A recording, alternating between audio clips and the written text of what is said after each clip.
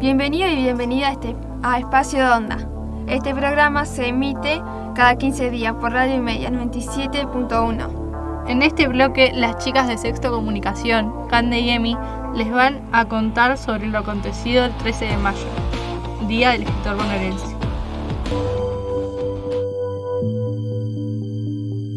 En el Día del Escritor y Escritora Bonaerense rendimos homenaje a Borges. Jorge Luis Borges Acevedo, nacido en Buenos Aires el 24 de agosto de 1899, fallecido en Ginebra, Suiza, 14 de junio de 1986, fue un poeta, ensayista y escritor argentino. Estudió en Ginebra e Inglaterra, vivió en España desde 1919 hasta su regreso a Argentina en 1921. Colaboró en revistas literarias francesas y españolas, donde publicó ensayos y manifiestos. De regreso a Argentina, participó con Macedonio Fernández en la fundación de las revistas Prisma y Prosa, y firmó el primer manifiesto ultraísta. En 1923 publica su primer libro de poemas, Fervor de Buenos Aires, y en 1935 Historia Universal de la Infamia, compuesto por una serie de relatos breves, formato que utilizará en publicaciones posteriores. Durante los años 30 su fama crece en Argentina y publica diversas obras en colaboración con Bioy Casares, de las que cabe subrayar Antología de la Literatura Fantástica, y durante estos años su actividad literaria se amplía con la crítica literaria. Es bibliotecario en Buenos Aires de 1937 a 1945, conferenciante y profesor de literatura inglesa en la Universidad de Buenos Aires, presidente de la Sociedad Argentina de Escritores, miembro de la Academia Argentina de las Letras y director de la Biblioteca Nacional de Argentina desde 1955 hasta 1974. En 1961 comparte con Samuel Beckett el premio Formentor, otorgado por el Congreso Internacional de Editores. Desde 1964 publica indistintamente en verso y en prosa. Borges utiliza un singular estilo literario, basado en la interpretación de conceptos como los de tiempo, espacio, destino o realidad. La simbología que utiliza remite a los autores que más le influencian: William Shakespeare, Thomas de Quincy, Rudyard Kipling o Joseph Conrad. Además de la Biblia, la Cábala judía, las primigenias literaturas europeas, la literatura clásica y la filosofía. Publica libros de poesía como El Otro, El Mismo, Elogio de la Sombra, El Oro de los Tigres, La Rosa Profunda, La Moneda de Hierro, y cultiva la prosa en títulos como El Informe de Brody y El Libro de Arena. En estos años Borges también publica libros en los que se mezclan prosa y verso, libros que aunan el teatro, la poesía y los cuentos. Ejemplos de esta fusión son títulos como La Cifra y Los Conjurados. La importancia de su obra se ve reconocida con el Premio Miguel de Cervantes en 1979. A continuación, alumnos y alumnas de Cuarto Naturales nos cuentan acerca del 18 de mayo, Día de la Escarapela. ¿Sabías que Belgrano pensaba que sus tropas debían tener un símbolo con el que identificarse en la lucha? Por eso, sus soldados utilizaban la escarapela blanca y celeste, para diferenciarse del color rojo que llevaban los realistas. 18 de mayo, Día de la Escarapela. Cada 18 de mayo celebramos el Día de nuestra Escarapela, instituido por el Consejo Nacional de Educación en el año 1935. El origen de la insignia fue impulsado por Manuel Belgrano, quien solicitó crear un símbolo para unificar los colores del ejército. El primer triunvirato aprobó el uso de la escarapela nacional de las Provincias Unidas del Río de la Plata de color blanco y azul celeste.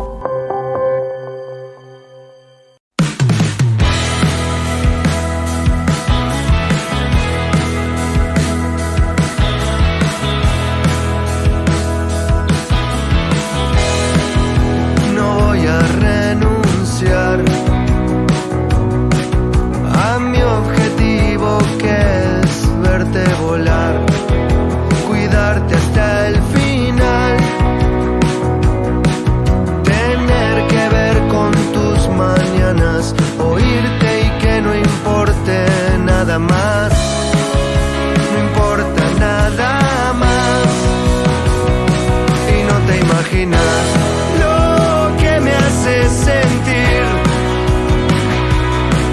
el verte caminar de espaldas, llegas y el día cambia para mí. Con solo sonreír no me quiero alejar, y estar a 1 metro ya es distancia y no te imaginas.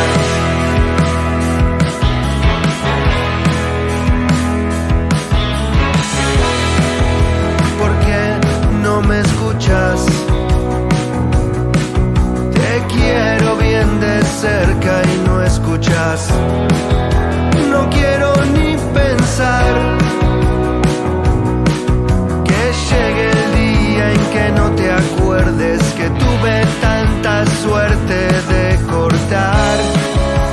con tanta oscuridad.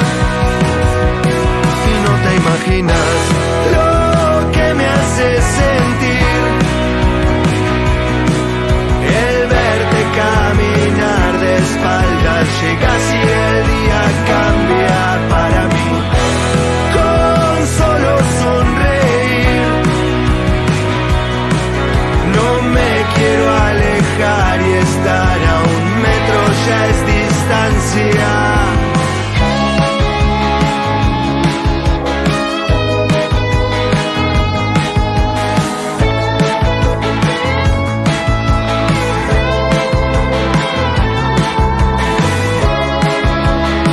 Pedirte por favor que no te vayas más. Yo no me quiero ir más, y no te imaginas lo que me hace sentir el verte caminar de espaldas. Llegas y el día cambia para mí. Con solo sonreír no me quiero alejar, y estar a 1 metro ya es distancia. 1 metro ya es distancia, y no te imaginas.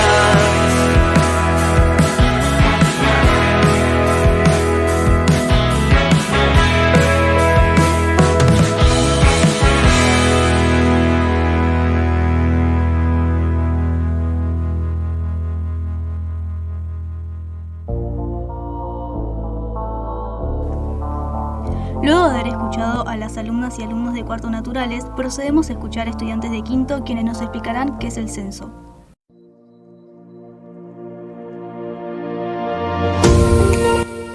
El Censo Nacional de Población, Hogares y Viviendas es el recuento de todas las personas, todos los hogares y todas las viviendas que se encuentran en el territorio nacional en un momento determinado. El objetivo es saber cuántos somos, cómo vivimos y cómo nos distribuimos. Es fundamental la participación de la población para que se pueda concretar el operativo. Todas las personas tienen que responder las preguntas incluidas en el cuestionario censal. Los turistas extranjeros no deben censarse porque se encuentran en el país de forma temporal. Sin embargo, deben censarse las personas extranjeras que residen habitualmente o por lo menos 6 meses en el país. Este año, la población puede elegir cómo censarse. Por un lado, las personas pueden autocensarse en línea desde cualquier dispositivo electrónico con internet. A través del censo digital, quienes no elijan esta modalidad tienen la posibilidad de responder las preguntas en la entrevista presencial que se les realizará el día del censo cuando las personas censistas visiten todas las viviendas del país. Para realizar el censo digital hay que ingresar a Censo.gov.ar. Se puede hacer hasta el miércoles 18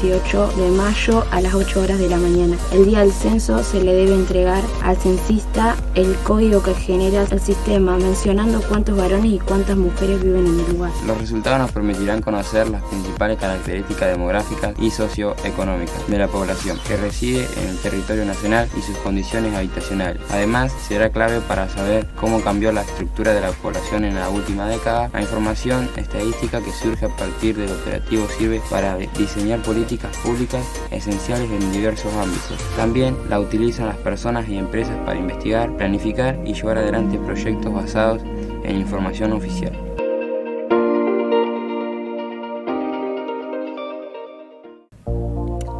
Continuamos escuchando acerca del censo. Esta vez alumnos y alumnas de primero van a referirse al postcenso.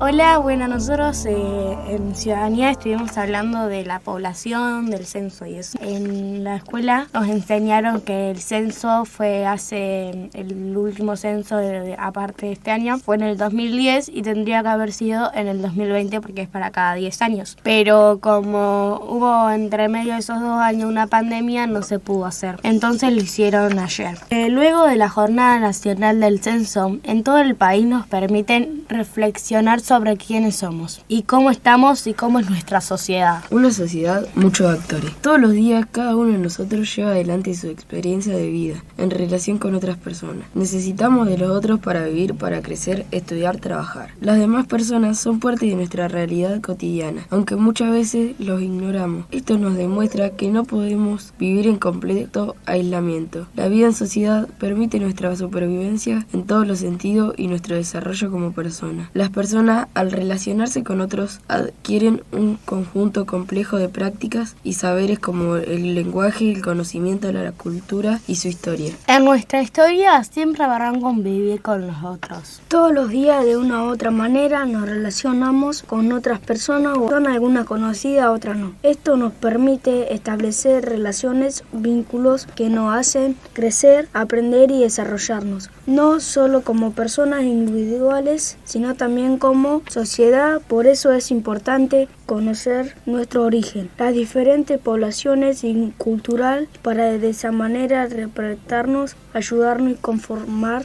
una gran población.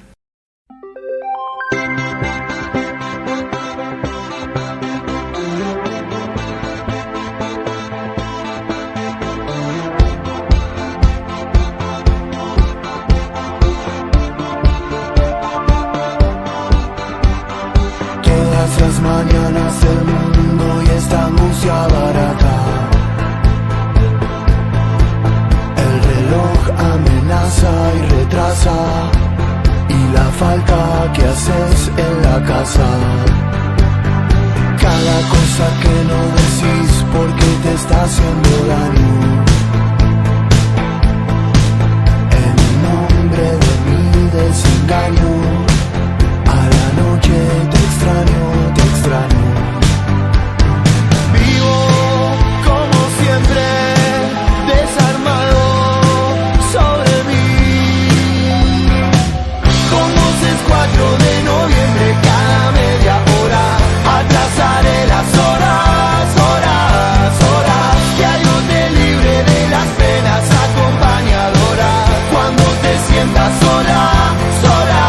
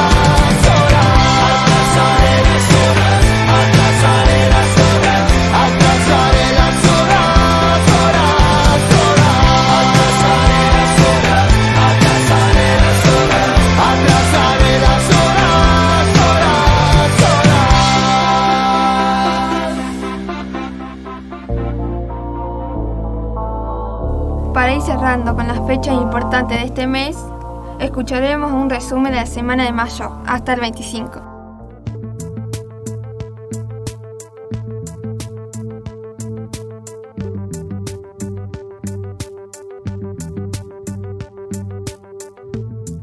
Nuestro primer gobierno criollo fue a partir de un 25 de mayo de 1810, fecha en la cual se instauró un nuevo sistema político iniciado por la primera junta. En los días previos a esta fecha se llevaron adelante una serie de acontecimientos conocida como la Semana de Mayo. El 18 de mayo cae la Junta Suprema Central que se encontraba en España a manos del ejército francés. Este hecho lleva a los criollos que vivían en el virreinato del Río de la Plata a peticionar la realización de un cabildo abierto para decidir el futuro gobierno. El 22 de mayo se celebró el cabildo abierto donde se debatió la legitimidad del gobierno y de la autoridad del virrey. Desaparecida la figura monárquica, el poder volvía al pueblo y éste tenía derecho a formar a un nuevo gobierno en base al ideario de la Revolución Francesa. Los representantes reunidos en asamblea decidieron destituir al virrey y crear una junta de gobierno con representantes criollos. Iniciativas estas que se llevaron a cabo recién el 25 de mayo ante una movilización popular reunida en la Plaza Victoria frente al Cabildo que exigía el cumplimiento de lo decidido el día 22. La Junta Provisional Gubernativa de la capital del Río de la Plata estuvo compuesta por Cornelio Saavedra como presidente, Mariano Moreno y Juan José Paso como secretarios, y Juan José Castelli, Manuel Belgrano, Miguel de Ascuénaga, Manuel Alberti, Juan Larrea y Domingo Mateu como vocales. Las primeras tareas de la Junta fueron difundir sus ideas, lograr el reconocimiento de su autoridad ante los pueblos y reunir un congreso en que hubiera representación de los distintos territorios del virreinato. Ese mismo día se redactó un acta por la cual se invitaba a los cabildos del interior para que envíen diputados a la capital. Algunas provincias reaccionaron negativamente a las decisiones tomadas en Buenos Aires, ocasionando acciones contrarrevolucionarias. Pasaron 6 años hasta que las Provincias Unidas del Sud declararan la independencia definitiva del Reino Español o de cualquier otra potencia extranjera. Llevar a cabo las ideas de la Revolución de Mayo fue un proceso lento, progresivo y convulsionado, pero fue lo que llevó a la Argentina a la adopción de un sistema republicano como forma de gobierno.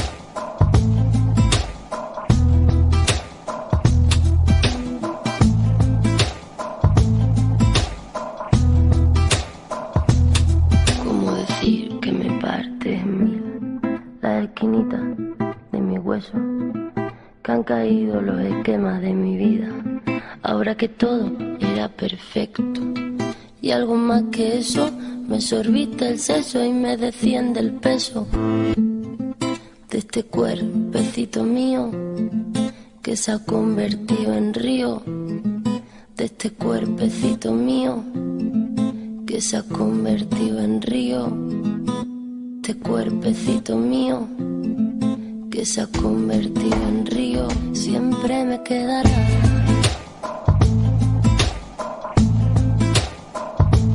Siempre me quedará. Siempre me quedará.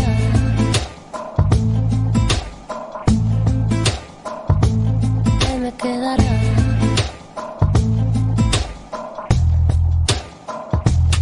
¿Cómo decir que me parte en mí la esquinita de mi hueso? Que han caído, que me parte en mí la esquinita de mi hueso. ¿Cómo decir que me parte en mí la esquinita de mi hueso? Que han caído, que me parte en mí la esquinita de mi hueso. Que han caído los esquemas de mi vida, ahora que todo era perfecto y algo más que eso. Me sorbita el seso y me desciende el peso de este cuerpecito mío que se ha convertido en río. De este cuerpecito mío que se ha convertido en río. Siempre me quedará.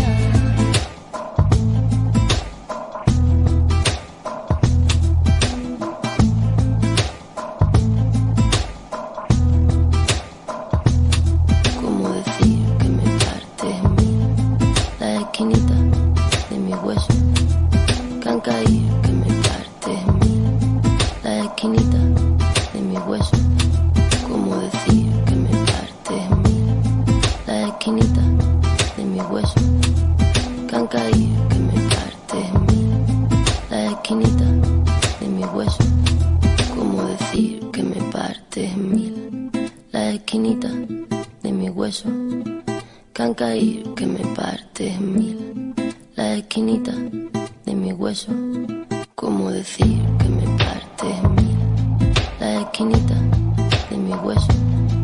Que han caído, que me parte en mil la esquinita de mi hueso. ¿Cómo decir que me parte en mil la esquinita de mi hueso?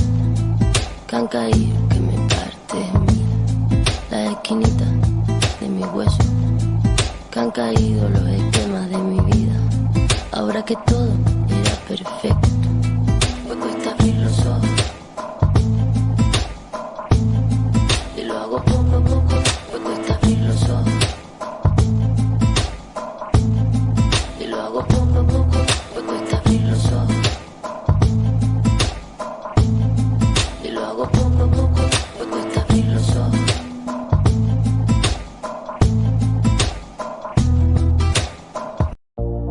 Ahora escuchamos a los alumnas de cuarto naturales que nos van a contar sobre la tabla periódica. Somos los alumnos y alumnas de cuarto naturales y venimos a contarles sobre la tabla periódica. ¿Qué es la tabla periódica? La tabla periódica es un gráfico que contiene todos los elementos que existen en el universo. Se clasifican en metales, no metales y gases nobles. Se dividen en grupos y periodos. Está ordenada de forma ascendente por su número atómico y es una herramienta que facilita el estudio y es usada por los científicos. ¿Para qué sirve la tabla periódica? La tabla periódica sirve para representar los elementos químicos de manera ordenada y resumida, facilitando la rapidez de consulta y el conocimiento de las propiedades de todos los elementos químicos.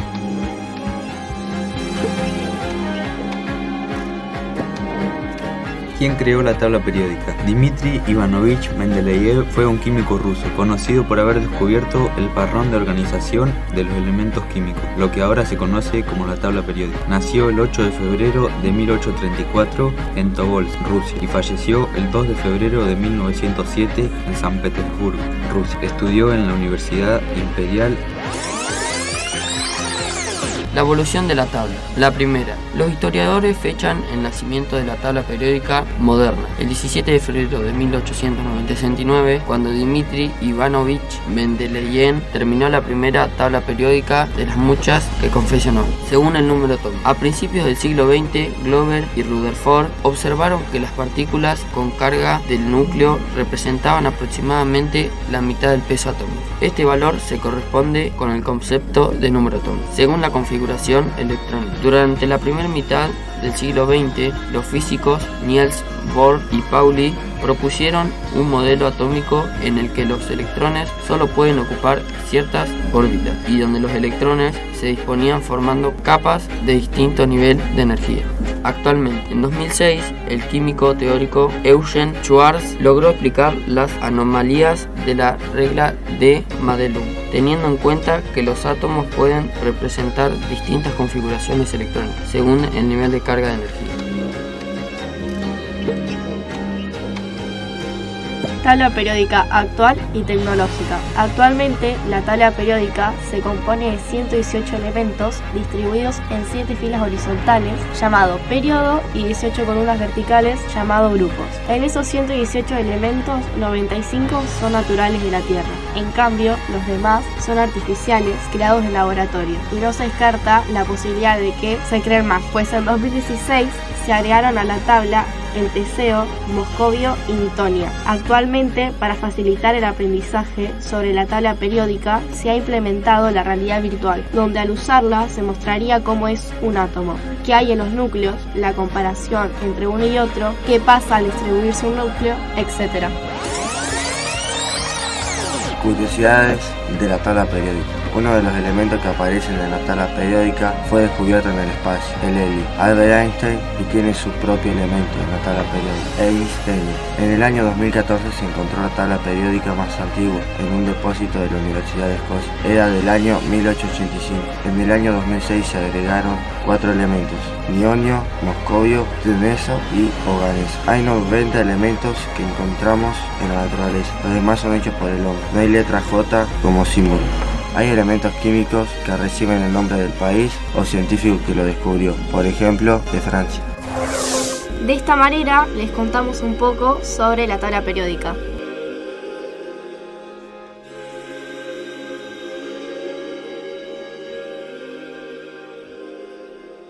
Para ir cerrando este programa, las alumnas de Sexto Comunicación nos van a contar sobre la entrevista que realizaron con la FM La Tribu.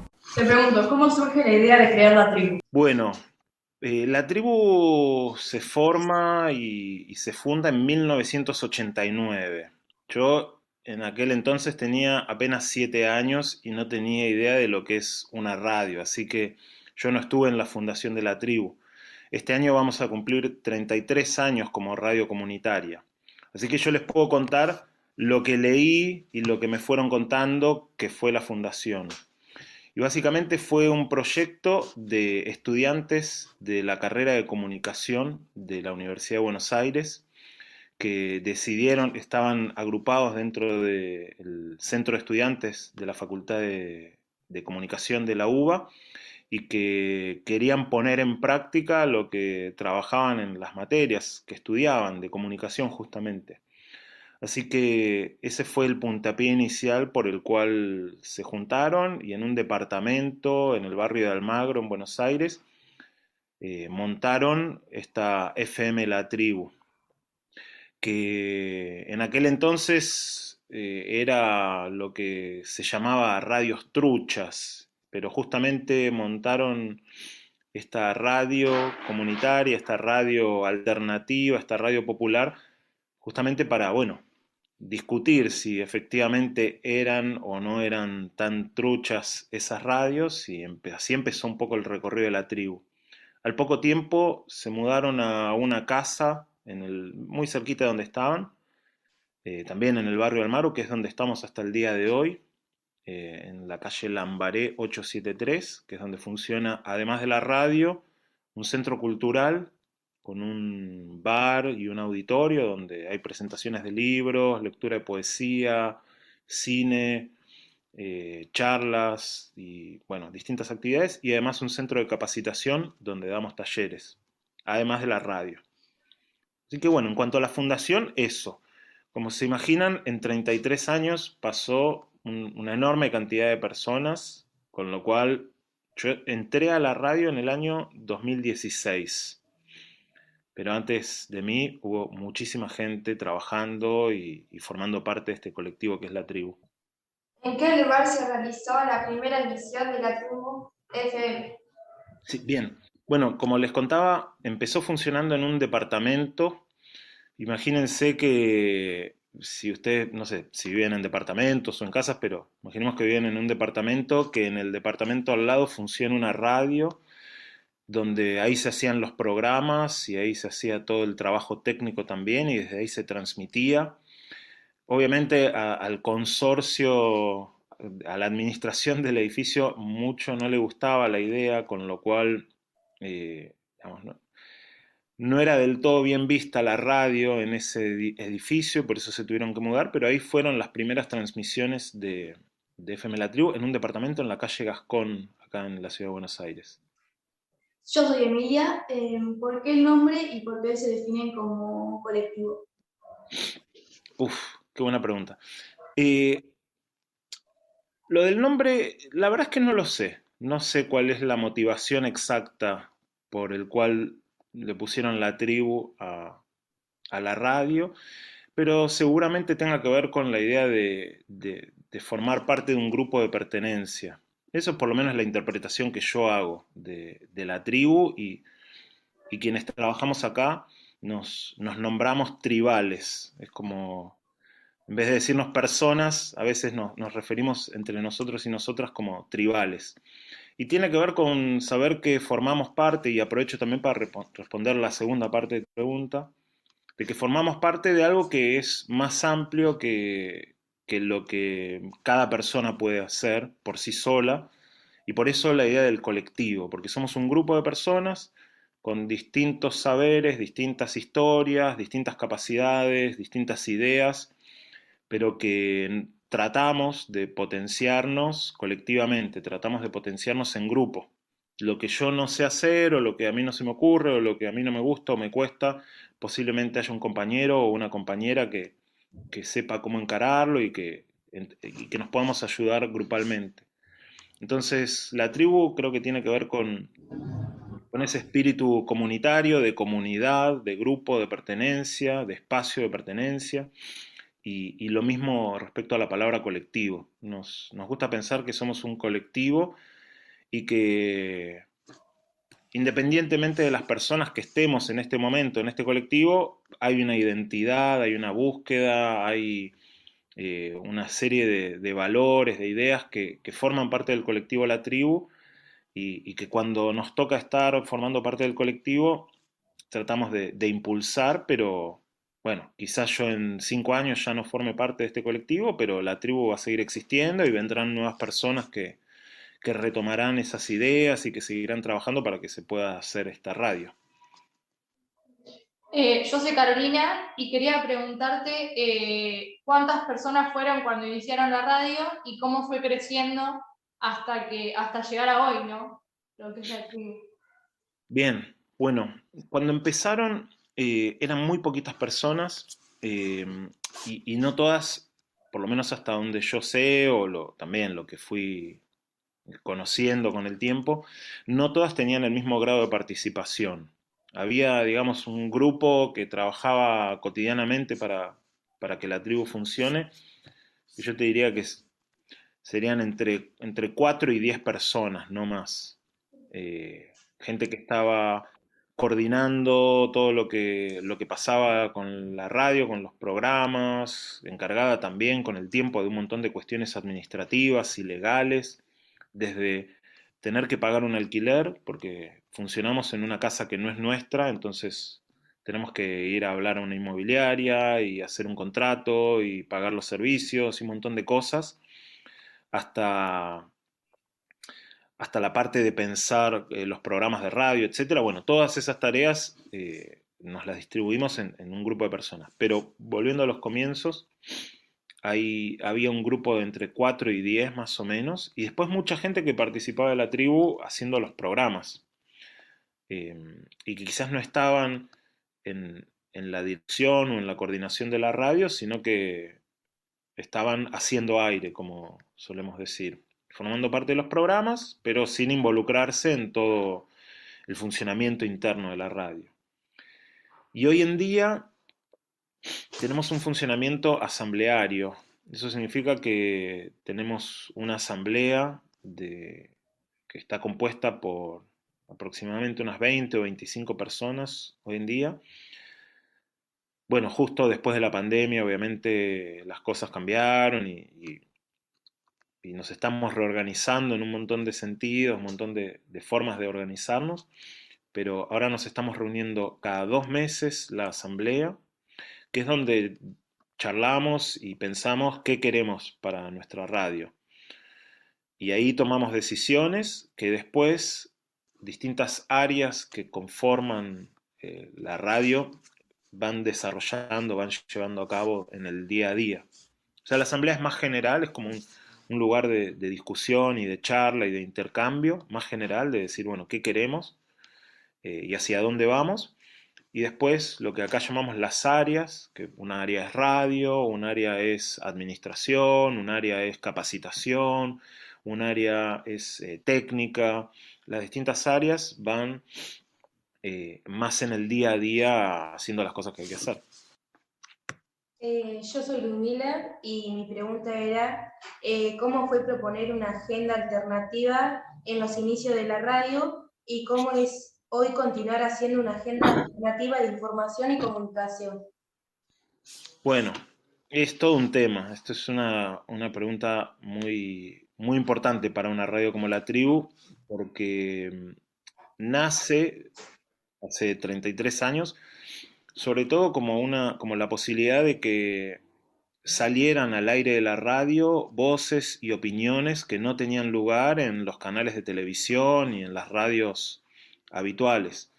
Hoy en día, ustedes ya lo saben, hay un montón de canales de comunicación, un montón de canales de TV, un montón de radios, de podcasts, de canales de YouTube, pero a fines de los años 80 existían únicamente 5 canales de aire y pocas radios en comparación a las radios que existen hoy. Con lo cual, la aparición de una radio alternativa, de una radio como La Tribu, era todavía un poco más llamativo, porque empezaban, ¿no? Pero bueno, yo como me siento parte de este colectivo, hablo en primera persona, a pesar de que yo no estuve en el 89, pero empezábamos a hablar de cosas que quizás no eran tan habituales de encontrar en las radios, y fue difícil.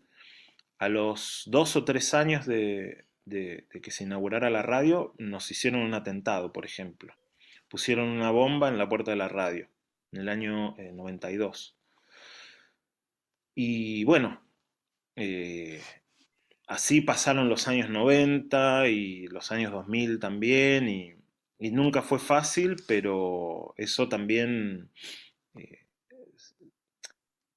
digamos, nos vemos recompensados y recompensadas porque La Tribu es un espacio de referencia para muchas de las luchas y de las reivindicaciones que creemos que son importantes, sean cuestiones ligadas a la igualdad de género, cuestiones ligadas al aborto, cuestiones ligadas a la explotación trabajadora, bueno, un montón de cuestiones que tienen que ver con lo que queremos defender y queremos dar a discusión.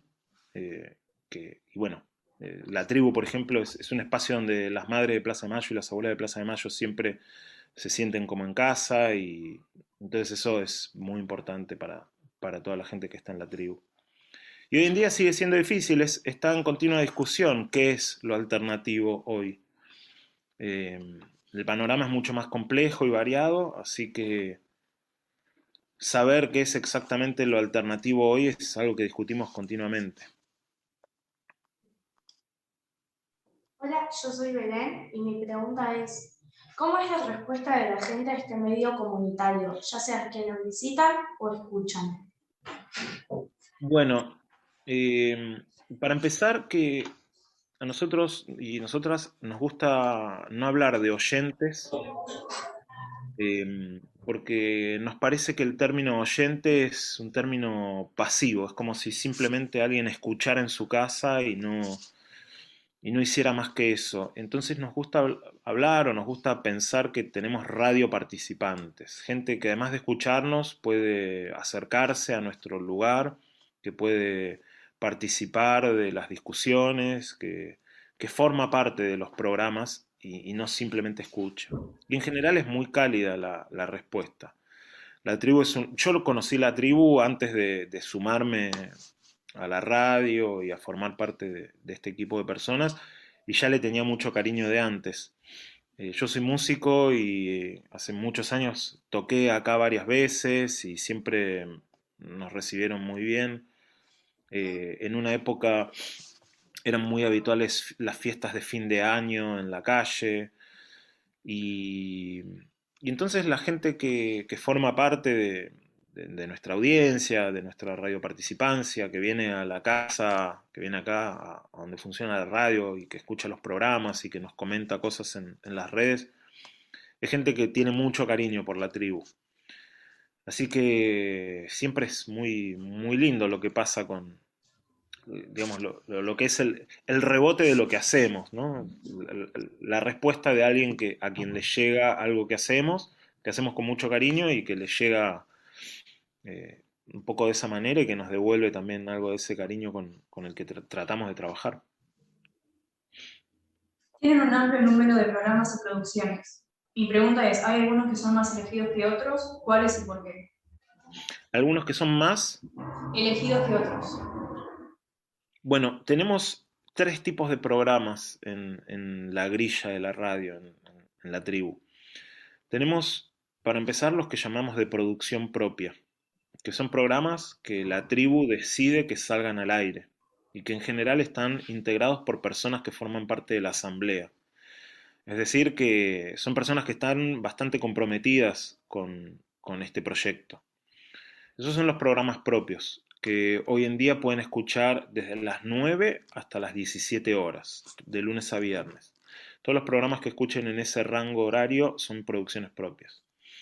Después existen programas que llamamos coproducciones, que son programas a los que con organizaciones que nos interesa que estén al aire de la tribu, que nos interesa apoyar y que nos interesa compartir el espacio tribal, pero que la organización de esos programas no es propia de la tribu. Por ejemplo, hay una murga que funciona también, que tiene sede en la tribu y que tiene además un programa de radio los lunes por la noche, y esa es una coproducción. Nos interesa que la tribu sea también el espacio donde esa murga tiene su programa de radio. Y después existen producciones independientes que nos pueden comprar o alquilar el espacio de aire, que también es una fuente de ingreso para mantener todos los gastos que tenemos y el trabajo de las personas, y que, bueno, como su nombre indica, son independientes. No, si bien hay un proceso de selección, no es que les vendemos el aire a cualquier persona que venga y quiera hacer aire acá, sino que en general tratamos de que más o menos tenga que ver con lo que pensamos, con lo que nos gustaría proponer, pero no nos metemos ni con la producción, ni con la línea editorial de esos programas. Así que sí, son un montón de programas, ahora no recuerdo cuántos, son varias decenas de programas, y a los que más importancia les damos son los que son producción propia. Esos son los que más representan lo que la tribu quiere decir. ¿Cambió el concepto de medio comunitario desde su inicio hasta ahora? ¿Cómo?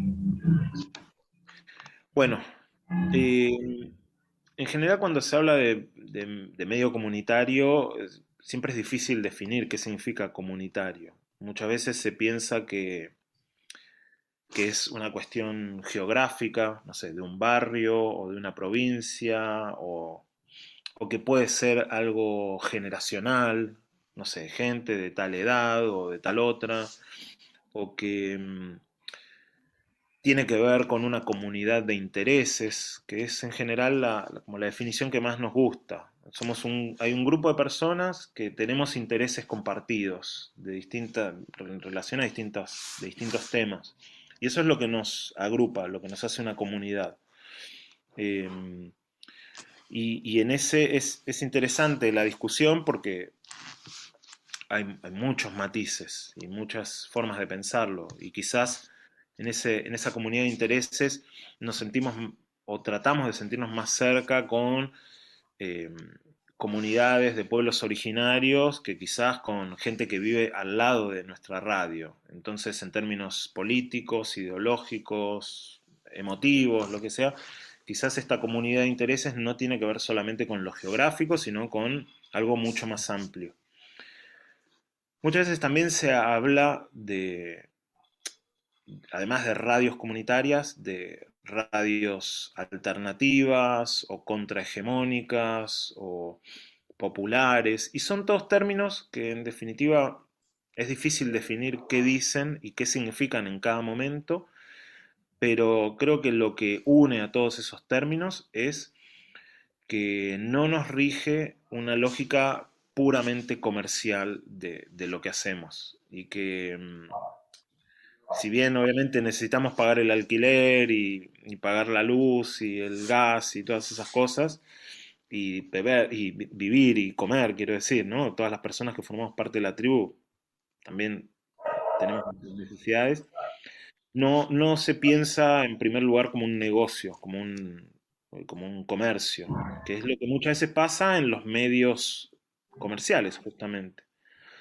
Quizás trabajaron en la materia que están cursando, ver cómo a veces un canal de televisión o una radio o un diario puede responder a intereses que van cambiando con el tiempo, porque quizás lo único que le importa es el público que escucha esa radio o que mira ese canal, independientemente de cuáles son las ideas políticas que diga en cada momento, por ejemplo. Así que es algo que siempre tratamos siempre está definiéndose, no hay una definición de diccionario en lo que pensamos que es la comunicación comunitaria. Y sobre todo también un enfoque que nos parece muy importante y que no es una idea nuestra, además, es pensar la comunicación como un derecho humano, que es un derecho de cualquier persona a comunicarse, pero además a recibir una variedad de opiniones y de informaciones bien diversa.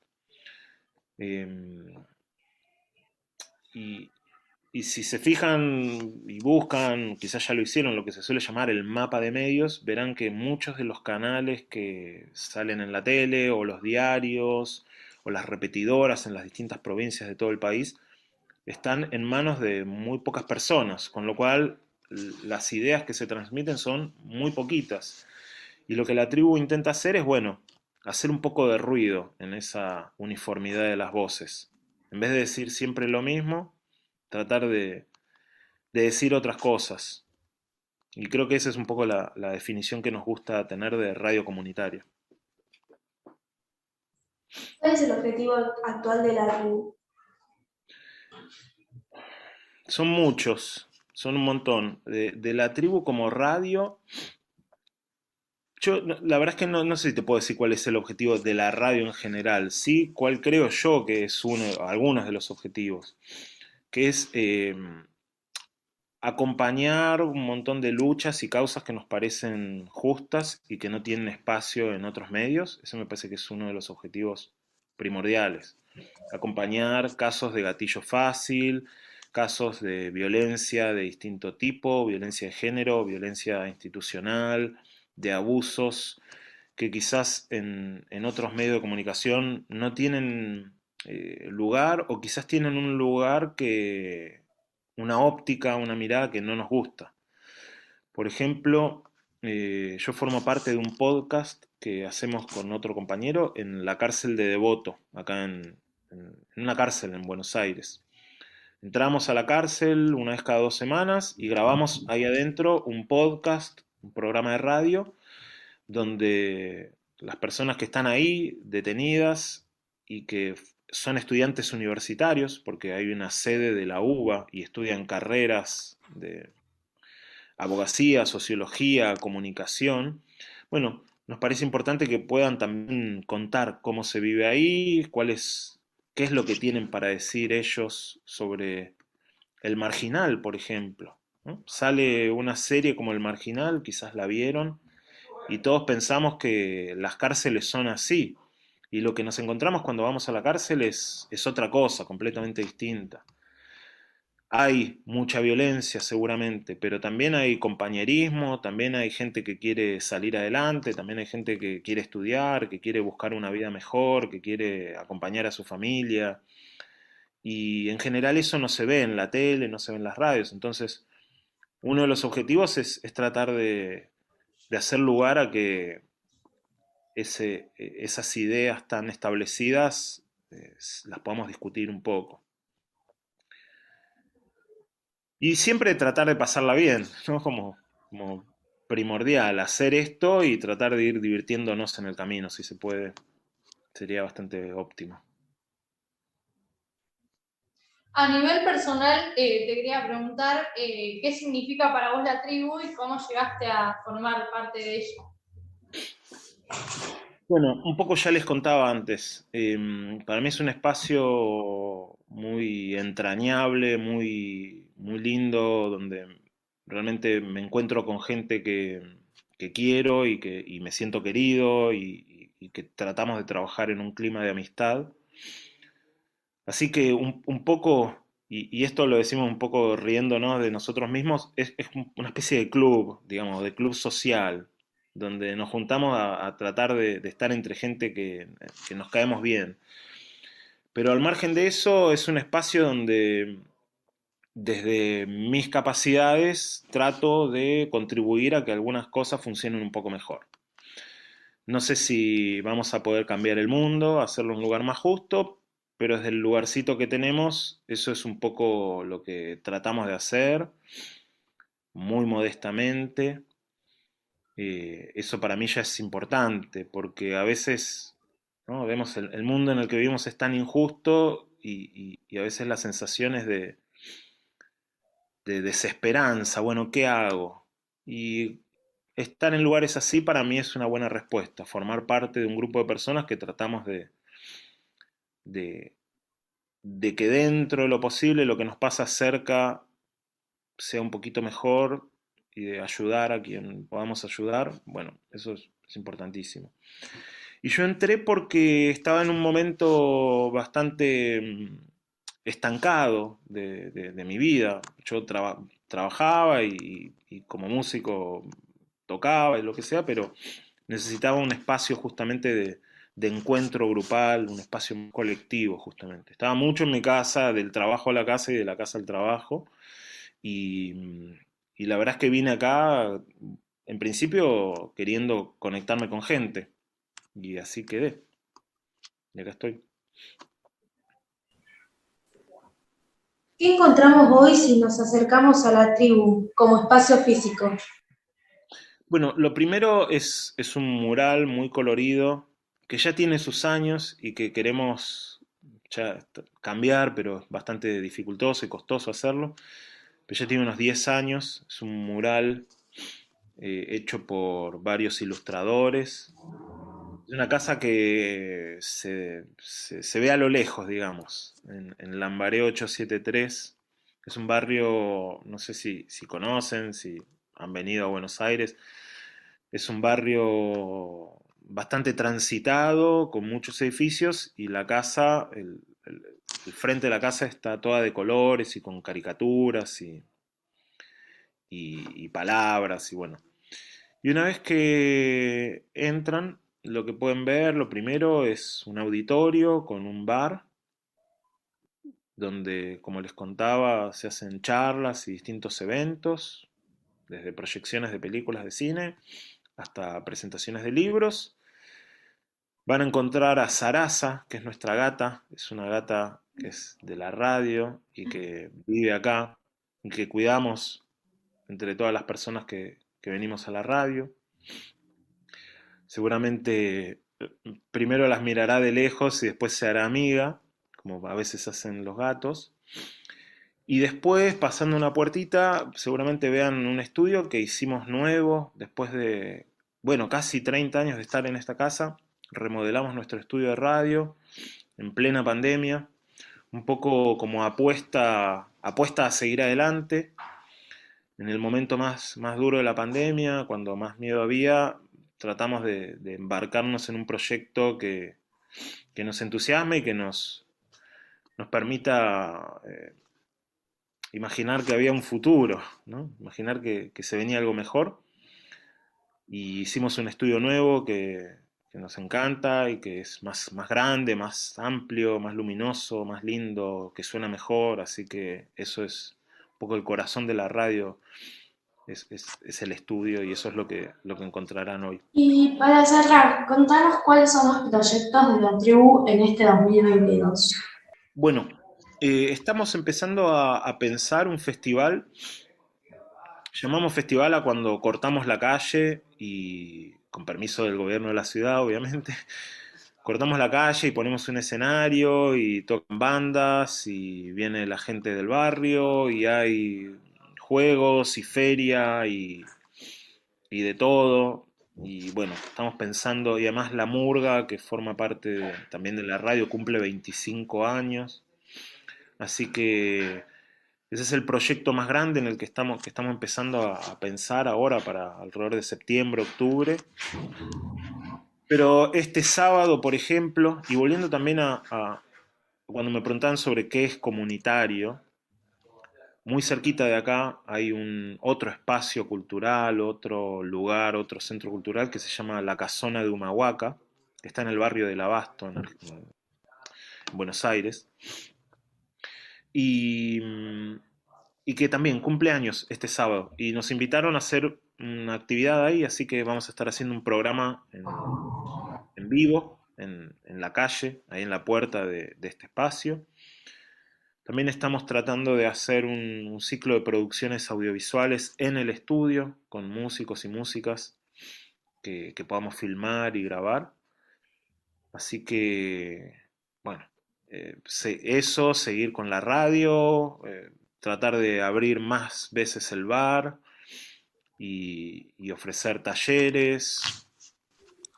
Bueno, esos son un poco algunos de los proyectos más destacables que tenemos este año.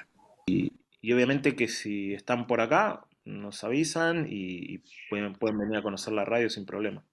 Gracias por las preguntas, que estén muy bien. Adiós. Sigue escuchando Espacio de Ondas en Radio Media 97.1, donde le ponemos la mejor de las ondas a su espacio radial. Gracias por acompañarnos una vez más, nos despedimos hasta el próximo programa.